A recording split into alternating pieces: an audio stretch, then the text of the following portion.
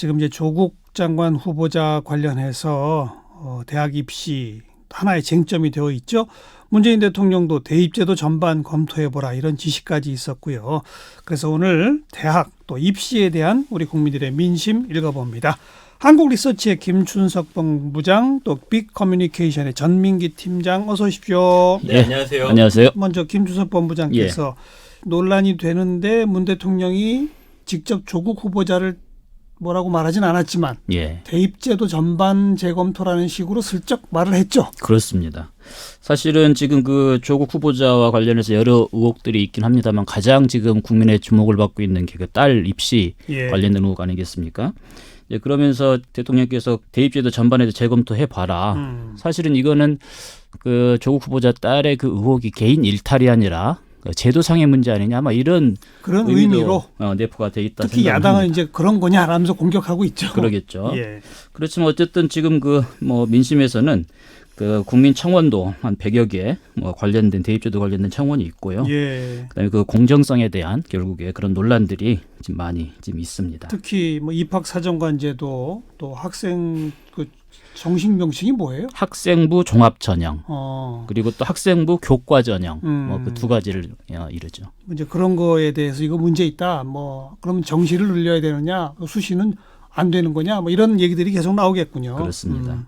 빅데이터 상의 언급량도 부쩍 늘어나죠. 네, 일단 대학이라는 언급량이 670만 건이나 언급이 되고 있고요. 지금 특별히 그럴 때가 아닌데, 그죠? 맞습니다. 그리고 입시도 193만 건, 뭐 학벌이나 사교육 관련한 이야기도 나오고 있는데 아무래도 이 대학교하고 입시에 대한 언급이 압도적으로 많습니다. 그리고 문재인 대통령 발언 이후에 또 언급량이 조금 올라갔고요. 학벌이나 사교육은 우리나라에서는 약간 부정적인 의미로 많이 쓰이다 보니까 이걸 굳이 뭐 텍스트로 남긴다든지 SNS에 글을 올리는 분들은 거의 없고 언론을 통해서 나오는 거예요. 사교육이란 말도 사실은 일상생활에서는 많이 쓰는 단어는 아니기 때문에 아무래도 대학교, 입시, 특히나 대학과 관련된 관심은 너무나 뜨겁습니다. 670만 건이면 상당히 많은 언급량이죠. 자, 입시에 대한 여론조사, 최근 여론조사 결과 혹시 있나요? 예, 그렇습니다. 저희 한국리서치와 KBS가 지난주에 그 조사를 했는데요. 한국리서치 응답자 패널 1,013명을 대상으로 웹조사를 했습니다. 지금 뜨거운 지금 그 이슈죠. 수능시험 중심의 정시전형, 이것의 확대 필요성이 있는 것이냐. 그랬더니 정시전형 확대가 필요하다는 응답이 66%, 필요하지 않다는 응답이 20% 적죠. 그런데 응답자 특성별로 보면 더 주목되고 좀 재미있는 측면이 있는데요. 그 연령별로나 이년별로는 별 차이는 없습니다. 그런데 이제 그 대학 재학 이상 고학력자 그리고 특히나 그 월소득 700만 원 이상 고소득층에서 정시전형 확대가 필요하다는 응답이 70% 이상이에요. 그래요? 예. 우리는 이렇게 보면 사실 소득 수준이 높을수록 정시 확대를 지지한다. 이런 이제 응답인데 이와 유사한 조사가 또 있습니다. 작년에 그 한국교육개발원에서 전국 성인 2,000명을 대상으로 조사를 했는데요.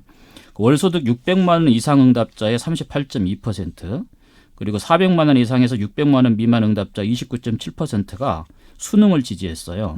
그런데 200만 원 이상 400만 원 미만 응답자, 중류층이라고 볼 수 있겠죠. 여기는 되려 특기적성이 대입에 가장 많이 반영돼야 되는 응답이 상대적으로 높았습니다. 그래요? 그 뭐 스카이캐슬이라는 드라마 보면서 고소득층들은 수시를 좋아하고 학종 좋아하는 거 아니냐 그랬었잖아요.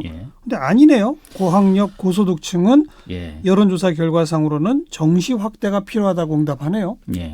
사실은 저는 입시제도는 기본적으로 어떤 제도이든 그 저소득층보다는 고소득층한테 유리하다고 이해를 합니다. 그렇죠. 그런 면이 있죠. 그렇습니다. 물론 이제 그 학종이나 이쪽은 이제 공정성 문제 때문에 그럴 수 있지만 수능 정시는 그만큼 사교육을 통해서 점수를 더 올릴 수 있는 그런 측면이 또 있고요. 또 하나는 그 사실 고소득층들이 좀 염려하는 것 중에 하나가 불만스러워하는 것 중에 하나가 특례 전형이 너무 많은 거 아니냐. 그래서 우리 기회가 줄어들고 있다. 사실 이런 입장들도 있는 거죠. 그래서 그 옛날 학력고사 같이 그렇게 시험을 봐서 뽑자 이런 입장들이 고소득층도 있다고 이해를 합니다.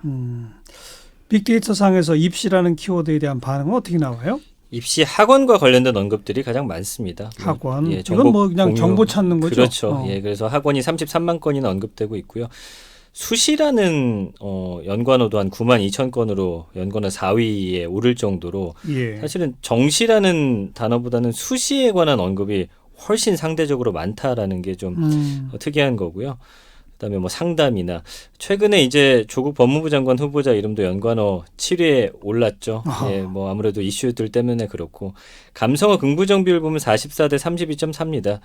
그러니까 입시와 관련해서 사실은 부정 감성어 같은 경우는 불이익이 있다, 뭐 의혹, 부정 입학, 힘들다, 고민, 스트레스 이런 단어들로서 표현이 되고 있고요. 긍정 감성어는 뭐 합격, 좋다, 체계적이다, 도움, 관심 갖는다. 이건 약간 또 학원과 관련된 예, 그런 예. 단어들이 많이 있습니다. 예. 결국 이제 부정입학, 입시제도가 과연 공정하냐 맞아요. 예. 이 문제 아닙니까? 그렇습니다. 그 입시제도 공정성에 대한 여론조사 결과는 어때요? 예. 앞에서 말씀드린 지난주 조사 결과에 따르면 그 수능 점수 중심의 정시 전형이 대입제도의 공정성을 높일 수 있다. 이 주장에 대해서 동의한다는 응답이 67%, 동의하지 않는다 20%입니다. 그 정시 전형 확대 필요성 응답과 유사하죠. 아마 이번 지금 그 조국 전국에 영향이 반영된 결과라고 볼 그렇겠죠. 수도 있다 싶은데요. 예. 여기도 지금 그 응답자 특성별로 보면 고학력, 고소득층에서 동의한다는 응답이 높습니다. 반면에 이제 앞서 말씀드렸듯이 이제 소득과 그 수능 점수와 연관성 때문에 교육 관계자 전문가들은 사실은 수시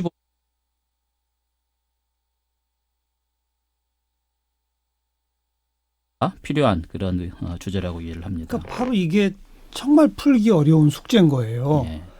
전 고등학생을 한 줄로 쫙 세워서 성적으로 탁탁탁탁 끊는 그런 시험제도, 수능, 정시 위주, 예. 이거 오히려 사교육을 부추긴다. 이래가지고 여러 줄 세우기를 합시다 이랬던 거 아닙니까? 그렇죠. 근데 여러 줄 세워놨더니 또 이상한 득권층 여러 줄들이 생기더라. 참 풀기 어려워요. 두 분은 어떤 제도가 제일 좋다고 보세요? 저는 사실은 제도상의 취지상으로는 학종이 바람직하다 생각은 합니다. 사실 네. 다양성 예. 을 강조하는 거고 또 그 창의성 교육을 예. 강조하는 거 아니겠습니까? 다만 운영상의 문제인 거죠. 그러니까 이게 부모의 힘으로 만들어지는 학종 말고 예. 진짜 아이들 힘으로만 만들어지는 학종. 그렇죠. 이거 좀 어떻게 안 될까요? 거기에다 또 하나는 저는 또 제도상의 문제도 있지만 그 대학의 신뢰성 문제도 있는 것 같아요. 대학에서 정말 공정하게 선발을 하는 그렇죠. 것이냐, 공정성 문제가 그쪽에서도 제기되고 있죠. 저는 뭐 이상적인 학종을 기대하기는 힘들 것 같고 차라리 예전에 그냥 한 줄 세우기가 오히려 그게 나아요? 좀 더 공정하다고 느껴질 정도로 예. 여러 줄 세우기는 참 폐단이 많은 것 같습니다. 그래서 사실 뭐 입학보다는 그냥 진짜 졸업을 어렵게 만드는 게 낫지 않을까 뭐 생각도 들고 굉장히 어렵네요. 아무튼 참 뭐 여기서 그 정답을 말하기는 어렵고 그러게요. 학벌에 대한 민심은요. 빅데이터상 학벌의 연관어는 어떻게 나와요? 학벌주의가 이제 16,000건 정도로 많이 있고요. 그다음에 이제 재밌는 게 연관어 3위가 돈이고 돈, 6위가 외모, 외모. 8위가 집안, 9위가 고등학교입니다. 이제는 학벌만큼 중요한 요소로 돈과 외모, 집안, 여기에 외모까지 포함이 되는 것 같아요. 그러니까 네. 이 네 가지 요소를 가장 중요하게 보고 있고요. 학벌의 고등학교도 이제는 사실은 어디 나왔는지 어느 고등학교인지. 예, 이것도 예. 굉장히 따지는 문화가 이제는 자리 잡고 있다 이렇게 봐야겠습니다. 학벌에 따른 차별 이걸 살펴볼 만한 여론조사 결과도 있어요? 예, 그 올해 1월달에 KBS 한국리서치가 전국 19세 이상 성인 1,000명을 대상으로 그 전화 여론조사를 했는데요. 그 우리 사회에서 가장 심각한 차별로 학력과 학벌 차별 이걸 꼽은 응답이 33%로 가장 높았습니다. 아, 그 1등이에요? 그렇습니다. 그 다른 차별과 비교해 보면 그 차이가 확연한데요. 장애인 차별이라는 응답은 13%, 세대 차별 12%, 성차별 12%. 그만큼 학력과 학력 차별에 대한 학벌 차별에 대한 그 감이 좀 높은 거죠. 네. 그 특히 임금 격차에 대한 응답자들의 그 거의 75%가 학력에 따른 임금격차 크다고 응답을 했거든요. 우리 사회 차별의 제 1등은 학력 차별이다. 그렇습니다. 빅데이터 상에서는 어때요? 그 학벌과 관련해서는 감성어 긍부정 비율이 오히려 44.4 대 32.4로 긍정 감성어가 높습니다. 그래요? 그러니까 학벌 자체를 부정적으로 보는 인식은 크지 않은 것 같아요. 오히려 뛰어난 사람 좋다, 적당한 큰 장점이다, 칭찬하다 이렇게 긍정 감성을 표현하고 있고요. 예. 그렇지만 여전히 학벌 때문에 차별받고 있다고 느끼는 반응이 많아요. 부정 감성어 1위가 차별이긴 합니다만 어쨌든 긍정 감성이 더 높다라는 거고요.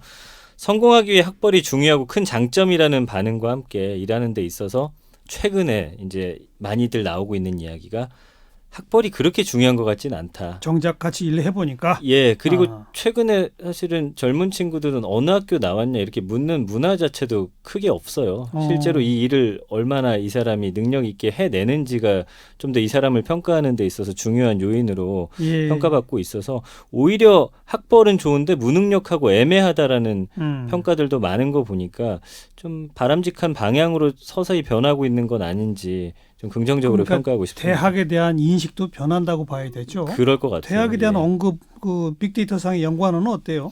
일단 어느 학교인지는 확실히 중요하게 봅니다. 41만 9천 건이고 그리고 서울을 소재 학교인지 30만 건으로 연관어 2위고 그다음에 뭐 입시나 인생, 생각 연관어 6위가 이제 돈이에요. 일단 대학교에 가려면 그리고 가도 돈이 많이 든다는 반응들이 그렇죠. 많습니다. 등록금과 예. 관련해서도 비싸다, 아르바이트, 휴학 등의 키워드가 상위 키워드로 등장하고요.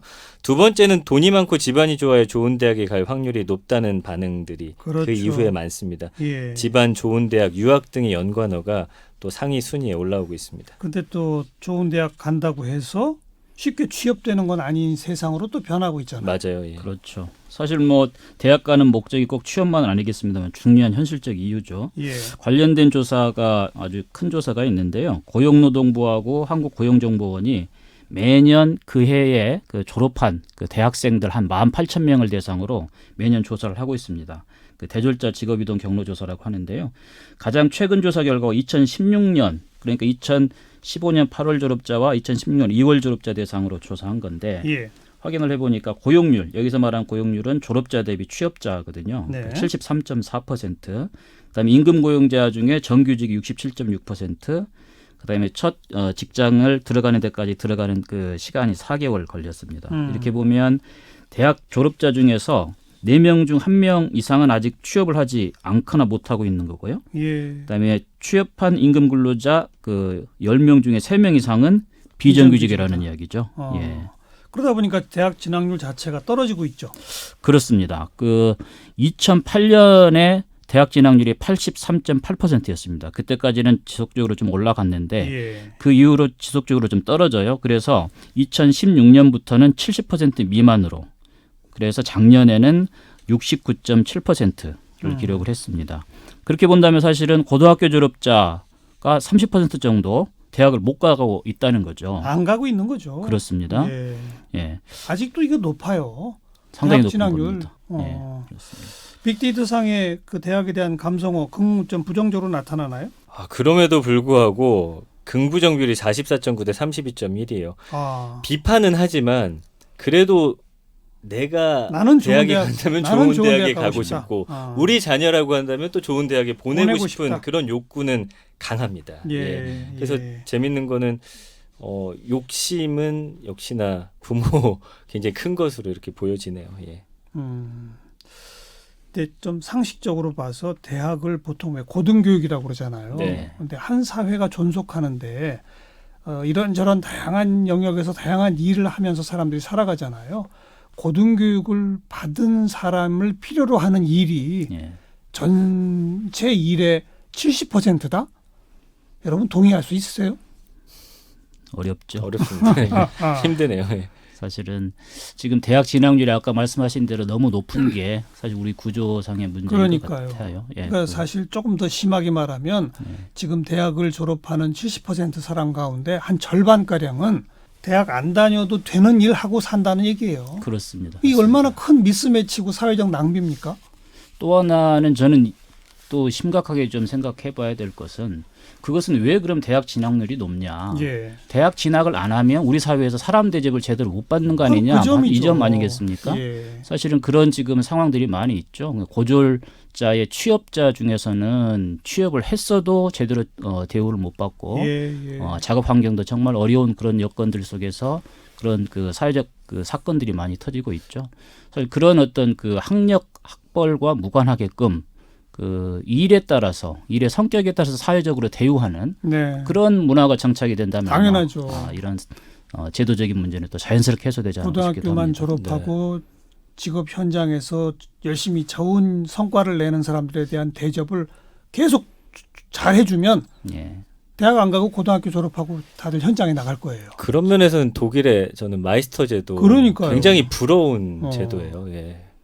우리나라에도 좀 빨리 도입됐으면 좋겠는데 그 요즘 젊은 친구들은 그래도 그 인식의 변화가 조금 있는 것 같아서 당연하죠. 예, 좀 기대를 해봐야 될 것 같습니다. 네.